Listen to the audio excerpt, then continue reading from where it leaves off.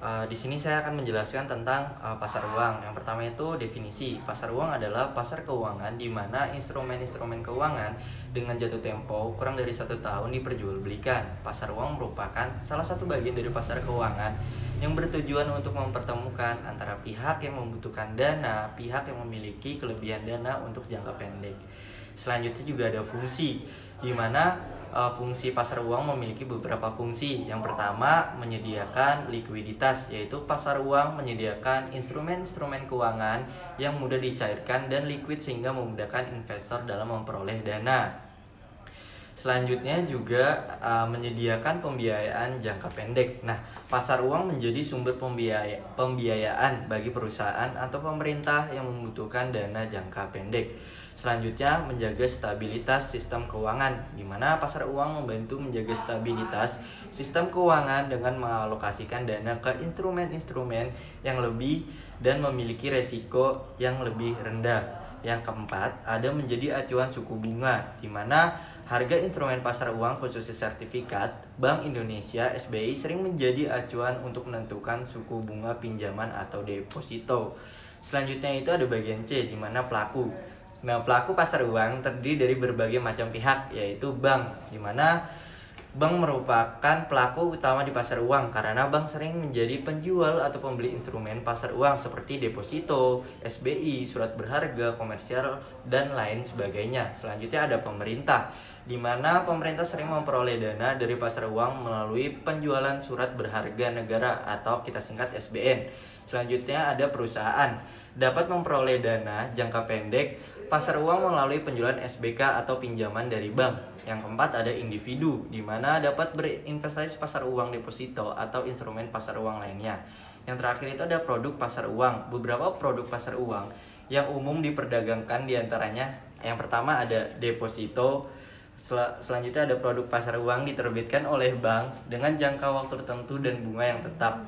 Yang kedua ada sertifikat Bank Indonesia, di mana surat berharga yang diterbitkan oleh bank menjadi acuan suku bunga pasar uang. Selanjutnya ada surat berharga. Ada surat berharga yang diterbitkan oleh perusahaan dan memiliki biaya memiliki jangka waktu kurang dari 1 tahun. Selanjutnya ada RDI, di mana RDI adalah produk pasar uang yang diterbitkan oleh dan dapat dibeli oleh individu atau perusahaan untuk memperoleh bunga yang lebih tinggi daripada deposito. Selanjutnya akan dijelaskan oleh rekan saya tentang pasar modal. Oke, selanjutnya saya akan melanjutkan terkait pasar modal. Pasar modal adalah suatu mekanisme yang memungkinkan perusahaan untuk pemerintah untuk memperoleh dana jangka panjang dengan cara menjual saham atau surat berharga lainnya kepada investor. Kemudian fungsi pasar modal adalah memobilisasi dana. Pasar modal memungkinkan perusahaan untuk memerintah memperoleh dana jangka panjang dengan cara menjual saham atau surat berharga kepada investor, kemudian mengalokasikan dana. Pasar modal juga berfungsi sebagai alat untuk mengalokasikan dana dari investor ke perusahaan yang membutuhkan pendanaan. Kemudian menentukan harga aset. Pasar modal juga berfungsi untuk mekanisme menentukan harga saham dan surat berharga lainnya. Kemudian memberikan likuiditas. Pasar modal juga memberikan likuiditas atau kemampuan untuk menjual dan membeli saham atau surat berharga lainnya dengan mudah dan cepat. Kemudian menyediakan informasi. Pasar modal menyediakan informasi tentang kinerja dan prospek perusahaan atau penerbit surat berharga lainnya kepada investor. Setelah fungsi, berikut adalah beberapa pelaku pasar modal. Yang pertama, emiten. Emiten adalah perusahaan atau pemerintah yang menerbitkan saham atau surat berharga lainnya di pasar modal untuk mendapatkan dana jangka panjang. Kemudian investor. Investor adalah individu atau institusi yang beli saham atau surat berharga lainnya di pasar modal dengan tujuan memperoleh pengembalian yang menarik dari investasi mereka. Kemudian broker adalah perusahaan atau individu yang bertindak sebagai perantara antara investor dan pasar modal.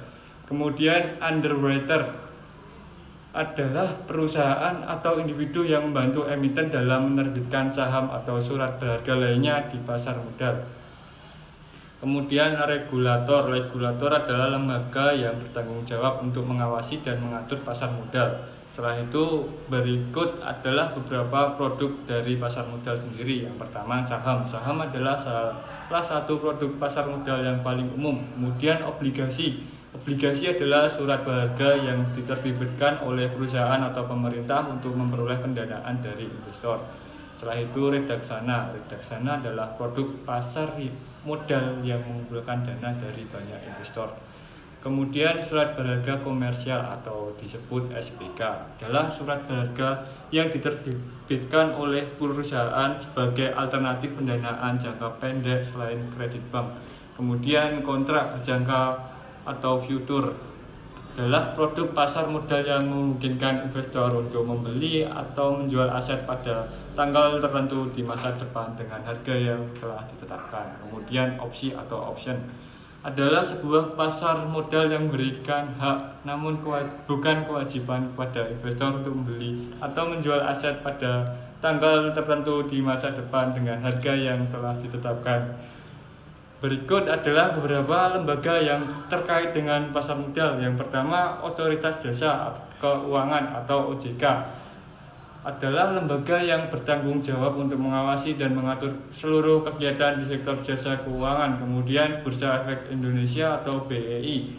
BEI adalah lembaga yang mengatur dan mengawasi perdagangan saham, obligasi, dan instrumen keuangan lainnya di Indonesia. Kemudian Lembaga Clearing dan Pinjaman Efek Indonesia atau KPEI. KPEI adalah lembaga yang menyediakan jasa clearing dan penjaminan untuk perdagangan saham dan instrumen keuangan lainnya di Indonesia.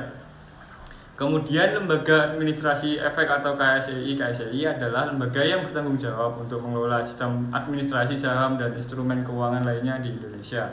Kemudian Asosiasi Perusahaan Efek Indonesia atau APEI. APEI adalah lembaga yang mewakili perusahaan efek dan anggota Bursa Efek di Indonesia.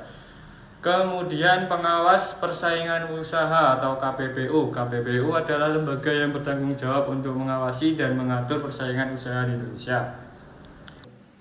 Sekian penjelasan tentang pasar modal dan Pasar uang.